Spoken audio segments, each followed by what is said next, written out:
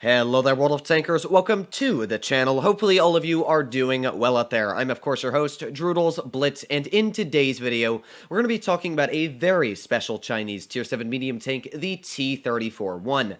This vehicle here carries the highest alpha out of any single Tier 7 medium in the game, sitting at 280 average damage. That's right, this vehicle carries a 100mm gun, the same type of gun you'd find on your T-54 Mod 1, your Type 59, even the T-44, which are all Tier 8 mediums. This tank has. It still carries the exact same penetration as well, 175 on the standard, and I think it's about 230 on the premium. Of course, I am running calibrated, so it's going to buff up the values even more, but the penetration on this tank is fantastic for both of the premium and as well the standard, and even that, but you also get HE on this tank because, of course, it has a very large gun mounted on it, dealing 350 damage. So that means when you're flanking some Tier 6 vehicles, like let's say a Type 64, you can easily penetrate them right with high explosive, whopping massive amounts of damage right off of the enemy. It's got decent damage per minute, sitting at 1900, and as well, it's got good aiming time at only 3.8 seconds. When you add that with the pretty dang good dispersion it has on the move, not dispersion in general, dispersion at 0.38, yeah, you're going to be missing a lot of your shells from far away, but on the movement dispersion is actually very solid, so there's a lot of good things going for this vehicle. But of course, one of the most important things is armor, and this tank actually has very solid armor. The turret on this vehicle is about 250 millimeters thick.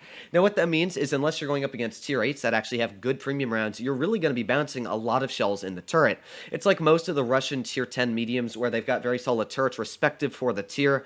That's how this vehicle works at tier 7. So the turret's very nice, and as well, it's got decent gun depression going for it. Honestly, I kind of love everything about this vehicle. In fact, I like it so much that this vehicle is permanently enriched in my garage. So you can see here that the on-movement dispersion really isn't awful.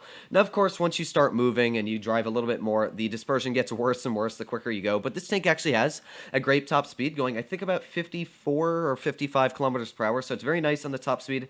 Maybe it only goes 50, but as you can see, it gets along very quickly. It's a small target, very low down. It's got a nice camouflage rating at that. It's almost like you get your T-34-85 and just kind of smush it, as you can see on the butt. Very low down vehicle. So we got the LTTB right in the back there. We also got a tank like this AMX 1375. I'm going to aim in an HE shell, and there we go. Well, that shell looks like it hit actually the bottom of the tank.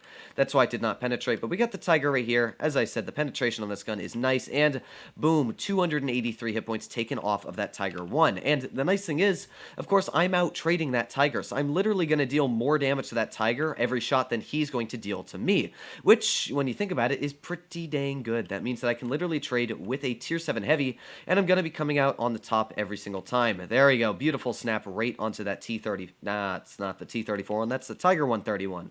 We also got that 34-85 right here. We'll just tap a shell through the building. There we go. Again, just able to whip him down to a one-shot now.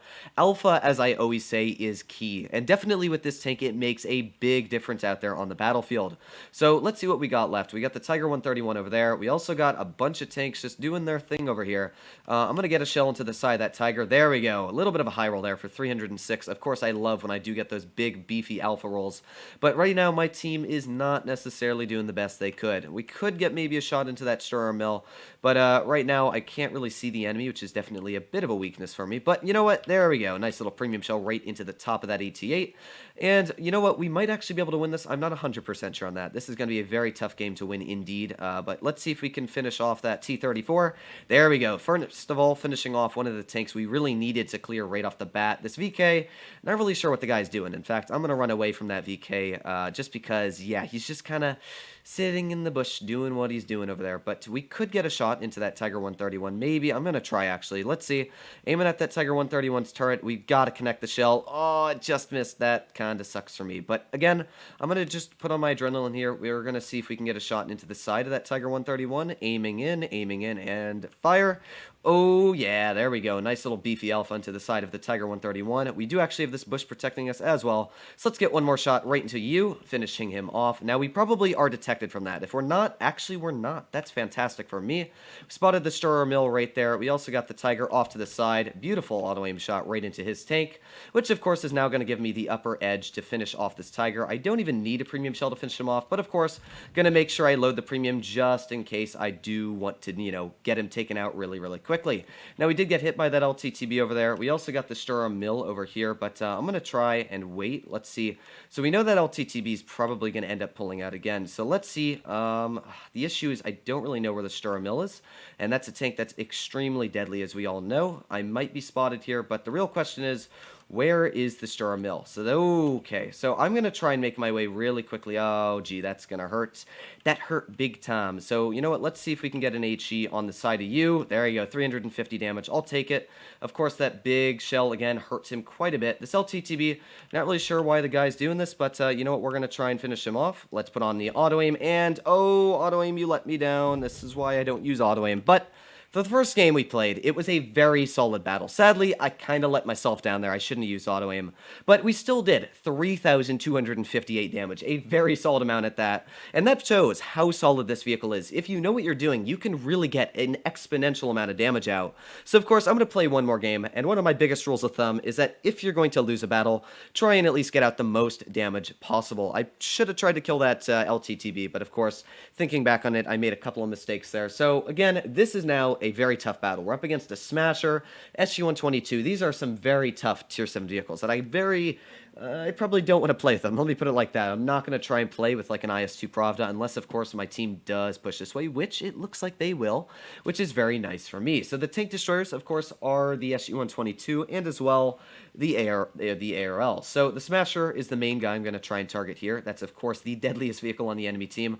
One thing I didn't know is that the T-34-1 actually has very bad gun depression over the rear. I kind of realized that once I was running it. But here we go. We got that the P-43, and while that P-43 does have a very beefy amount of alpha, as you can see, he's not going to have much alpha anymore. But this tank really outclasses that alpha from the P-43. Now, we might be shot up the butt, but there you go. Again, that turret, just getting those nice bounces. That is, of course, what I said this turret is great at doing. It's got that really rounded Soviet design, and it does a great job at it. So, we got the VK, who I'm probably going to be able to spot. We also got the Eraser off to the side. Not sure if we're going to be able to pen him. No. There is, of course, the biggest threat on the enemy team, the big ol' Smasher. Now, I'm not sure if he's going to try and shoot at me, or who he's exactly going to shoot at, but I just want to get him cleared very, very quickly. So right now, I'm going to go for this VK. Let's use our auto-aim. This time I'm going to trust it because that was a pretty easy shot. Of course, the armor is going to be overmatched from this gun. So let's use the auto-aim once again and finish off you. There we go. Nice little tap. And this Smasher actually is in a very big predicament because, well, as you can see, he's being flanked right now by the Type 62 Dragon. And while that Type 62 Dragon's doing that, I'm going to pop up to the side of him, get a nice beefy shell into the side. Again, this is where Alpha's nice, is because I don't have to risk losing a lot of HP. I can just get a quick little snap into that Smasher here. I really don't think he can hit me on the move, but you know what? That other guy can. That would probably be the ARL. So we did get hit there by the ARL into the side, but that's not the end of the planet because, of course, we have the Alpha. I can just kind of sit here, enjoy the view. We'll see if that Type 62 Dragon's going to end up spotting that ARL. If it doesn't, I'm going to reposition, but I really think that ARL should be detected. He might be in a bush back there. He could be in one of these bushes back there. But I'm really expecting that guy to be spotted any second now. Well, it might have been the SU as well, because, yeah, not necessarily going for the best right there. But we got the Pravda off to the side. We also got that Smasher. But my team is really blowing this. Okay, there we go. So both of them are sitting back. So we're going to start aiming at the SU, because, of course, the SU's got bigger alpha. And that's where the dispersion, as you can see, lets you down. It really is not the most accurate gun. So, you know what? We'll aim at the ARL for now. We kind of got an easy shot on him. There we go. Easy tap. As I know, my accuracy is not super good. I'm very far away. So let's plop on our adrenaline. Let's keep tapping shells into this ARL. My team, again, is very, very quickly losing all their HP. But one more shell into this ARL, if we get a little bit of a high roll, should finish him off. So come on, give me the luck. Oh, that shot almost missed. But you know what? I'll take it. It did not miss, of course, which is exactly what I wanted it to not do. We're going to load an HE shell because HE does a nice beefy amount with this tank. Finish him off. So we're doing a pretty solid job right now. We are definitely helping out the team once again with that big beefy alpha we do have. I'm going to shoot the IS-2 Pravda on the side. Now you will notice the shell velocity velocity on this gun is not the best. It's definitely not, terrible, but it also isn't going to be getting out the best of, shots across the map. But right now, we are doing very, very healthy with hit points. One HE shell is going to finish off this SU, and I know he can't penetrate our turret, so there you go, finishing off the SU. We got the IS-2 Pravda off to the side, but as I said before, this thing's got very, very good mobility. So all that's left is me and an SU-100Y who's been sitting at the back of the map. So pretty much, it's left to me. So we're going to try to do my job here. We got the IS-2 Pravda, who we could try and snap a shell into the turret weak spot with. Of course, I know I have more DPM than the IS-2. Actually, it's probably about the same, to be honest, I would say. But we're sitting at very similar HP, so I'm going to try and get a shot into the cupola of this guy. Here we go, aiming, and fire. There we go. And a max roll for 350 damage. Again, that is where alpha is key. So, yeah, I'm able to tap a very nice tap. That was English. But a very nice shell into the Pravda there. Let's see if we can get another one. I've got to try and get out the gun depression here. So let's see if I can get on a little bit more flat ground. Here we go. I'm on flat ground. Now I can work the gun depression. In fact, I'm just going to... Oh, that's bad. That is not what I wanted. But you know what? I think we're fine here because we do have the ability to get a shot into the side.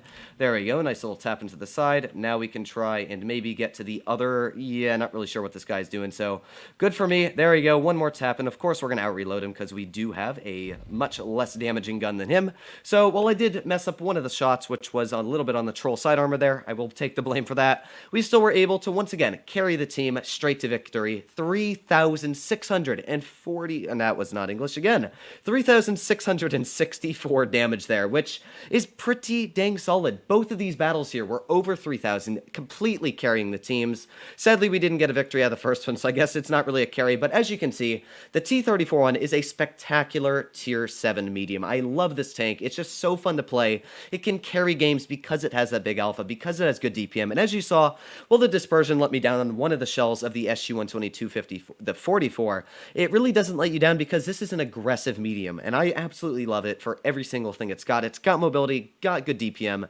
I don't know how much gun depression it has. I'm going to say 6 degrees. Yeah, 6 degrees, but it's still enough to work most ridge lines, as you know.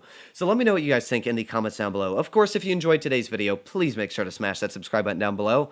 But other than that, I hope you're all doing well out there. Stay happy, stay healthy, and I'll see you in the next one.